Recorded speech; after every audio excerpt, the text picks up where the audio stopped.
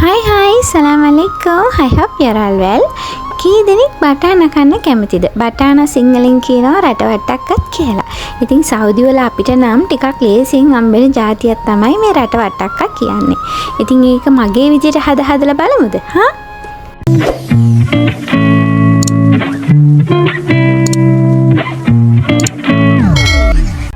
ඒකට ඉස්සෙල්ලාම බටාන ටික පොතු හැරලා චූටියට කපා ගන්න ඕනේ.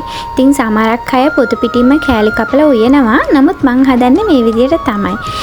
ඊට පස්සේ පෑන් එකක් ලිපේ තියලා ඒකට තෙල් චුට්ටක් දාලා තෙල් රත් වුණාන් පස්සේ හබ චුට්ටක් කොල්හල් ටිකක් දාලා තෙලෙන් බැදෙන්න දෙනවා. ඊට පස්සේ මං ඒකටම චුට්ටක් උඹල කඩත් එකතු කර ගන්නවා. උඹල කඩ එකතු කරාම මේ වෑංජනය හරියම රසයි. ආයේ ඒ තෙලටම මං චුට්ටක් ලෝණ, අවමිරිස්, සුදු ලෝණ මේ වගේ මං දෙකට පළල තමයි එකතු කරන්නේ. ඇයි කිව්වොත් මං සුදු ලෝණ කන්න හරි ආසයි. මේ වගේ හැපෙනකොට ඒ වෑංජනේත් හරි රසයි.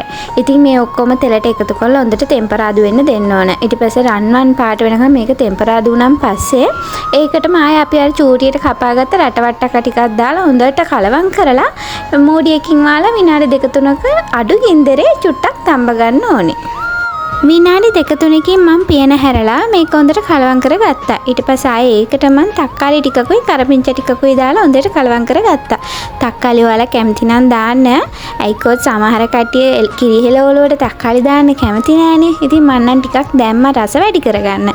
ඊට පස්සේ මම ඒකටම පහේ ටිකක් එකතු කරගන්නවා. ලුණු කුඩු, කහ කුඩු, මිරිස් කුඩු චුට්ටක් එකතු කරලා ඒකත් හොඳට කලවම් කරලා ඒකට මම මිටිකිරි කෝප කාලක් විතර එකතු කරලා ආයේ කලවම් කරලා චුට්ටක් තැම්බෙන්න දෙනවා.